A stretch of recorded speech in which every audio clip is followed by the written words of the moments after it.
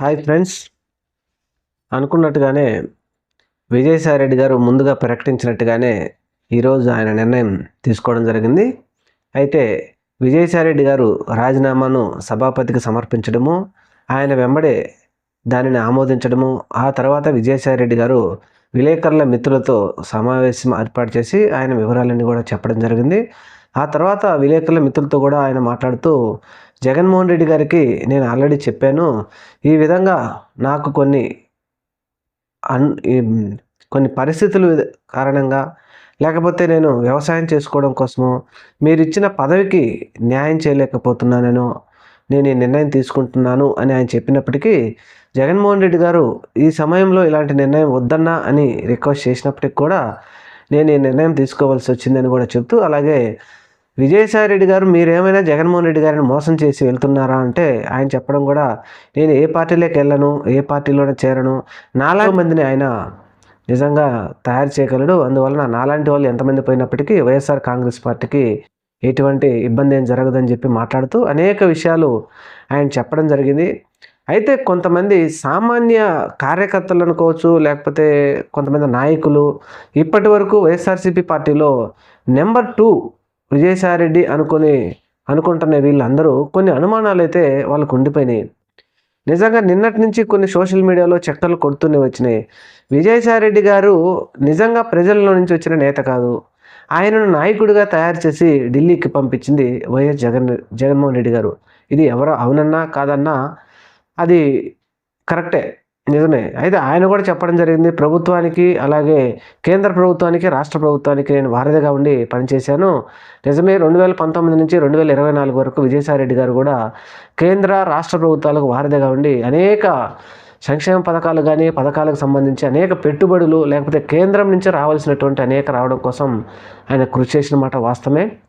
అయితే ఇక్కడ కొంతమందికి వస్తున్న అనుమానం ఏమిటి అంటే, నిజంగా మరి విజయసాయిరెడ్డి గారు కనుక రాజీనామా ఇస్తే, సభాపతి ఎవరైనా ఒక ప్రజాప్రతినిధి నేను రాజీనామా చేస్తాను అని వెళ్ళినప్పుడు కొంత టైం ఇస్తారు, మళ్ళీ ఏమైనా పునరాలోచన చేసుకుంటారేమో అని. కాకపోతే విజయసాయిరెడ్డి గారి విషయంలో ఏం జరిగిందంటే, ఆయన వెళ్ళడము, వాళ్ళు వెంబడెంబడి ఆమోదించడం జరిగింది. ఇక్కడ అనుమానం ఏంటంటే, ముందుగానే విజయసాయిరెడ్డి గారికి బీజేపీకి ఒక ఒప్పందం ఏమైనా జరిగిందా? ఎందుకంటే ఈ పరిణామాలు అమిత్ షా రాష్ట్ర ముఖ్యమంత్రి గారి ఇంటికి వచ్చినప్పుడు 45 నిమిషాలు సపరేట్గా మాట్లాడారని, ఈ మాట్లాడిన విషయంలో పలానా వ్యక్తితో మేము రాజీనామా చేయించుకుంటున్నాం, అది మా బీజేపీ కేటాయించిందే అనే ఒప్పందాలు జరిగాయని, ఆ ఒప్పందం ప్రకారమే విజయసాయిరెడ్డి గారి మీద ఒత్తిడి తీసుకొచ్చి బీజేపీ రాష్ట్రానికి సంబంధించినటువంటి ఒక చౌదరి ఎమ్మెల్యే అయినటువంటి ఆయన ద్వారా ఒత్తిడి చేపించి ఈరోజు విజయసాయిరెడ్డి గారు చేత రాజీనామా చేయించారని పలు విధాలుగా సోషల్ మీడియా అంటూనే ఉన్నారు.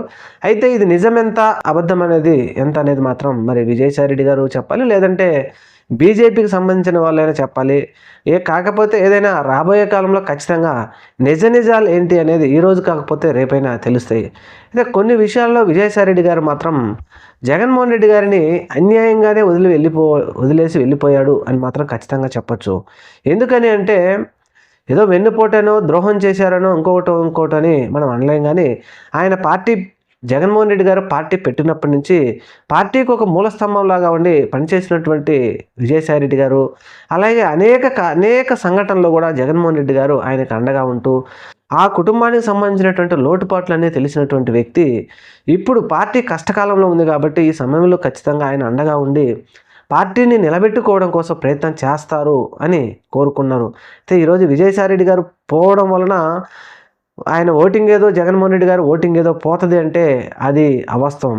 ఎందుకని మాట అనుకోవాలంటే, విజయసాయిరెడ్డి గారు ప్రజాబలంతో వచ్చిన నాయకుడు కాదు, ఆయన జగన్మోహన్ రెడ్డి గారి ద్వారా తయారు చేసిన నాయకుడే. కాబట్టి ప్రజాబలము ఆయన ఓటింగ్ పోకపోయినప్పటికీ వైఎస్ఆర్సీపీ కొంతమంది నాయకులు, వైఎస్ఆర్సీపీ అభిమానులు, జగన్మోహన్ రెడ్డి అభిమానులు మానసిక స్థైర్యం మాత్రం దెబ్బతినటం మాత్రం ఒక విధంగా మానసికంగా వాళ్ళు, అయ్యో నిన్నటిదాకా మన పక్కన ఉన్నటువంటి వ్యక్తి ఈరోజు మన పక్కన లేడు అనే ఒక నైరాశ్యానికి మాత్రం ఖచ్చితంగా గురవుతారని చెప్పడంలో మాత్రం ఎటువంటి అతిశయోక్తి లేదు. అయితే ఇక్కడ కొన్ని విషయాలు కూడా బీజేపీ ఖచ్చితంగా ఆంధ్రప్రదేశ్లో బలపడాలని ప్రయత్నం చేస్తూ ఉంది. ఈ బలపడాలనే ప్రయత్నంలో భాగంగానే ముందుగా వైఎస్ఆర్సీపీ నుంచి ఈ నాయకులందరినీ తీసుకుంటున్నారని, విజయసాయిరెడ్డి గారు ఖాళీ చేసినటువంటి ఈ రాజ్యసభ పదవిని ఎవరికి భర్తీ చేస్తారు అనే దాంట్లో కూడా ఒక క్లారిటీ వచ్చిందని, రాయలసీమకు సంబంధించినటువంటి ఒక రెడ్డిని కూడా భర్తీ చేస్తారని చెప్తా ఉన్నారు.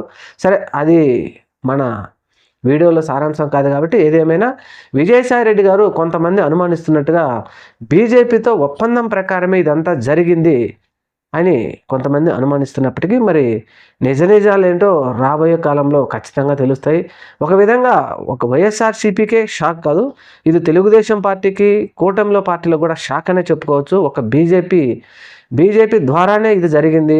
బీజేపీ కూడా విజయసాయిరెడ్డికి ఏదో అంటే ఇది నిజమని మనం చెప్పలేము, కానీ ఈ విధంగా ఒక హామీ అయితే ఆయనకు వెళ్ళుండొచ్చు. ఎందుకంటే రాష్ట్రంలో వాళ్ళ అల్లుడు ద్వారా కానీ, విజయసాయిరెడ్డి మీద కానీ ఈ మధ్య ఈడీ కేసులు పెట్టడం కానీ ఇలాంటివన్నీ జరుగుతున్నప్పుడు ఈ వయసులో ఇప్పటికే ఆల్రెడీ మనం ఒకసారి జైలుకి వెళ్ళి వచ్చి ఉన్నాం.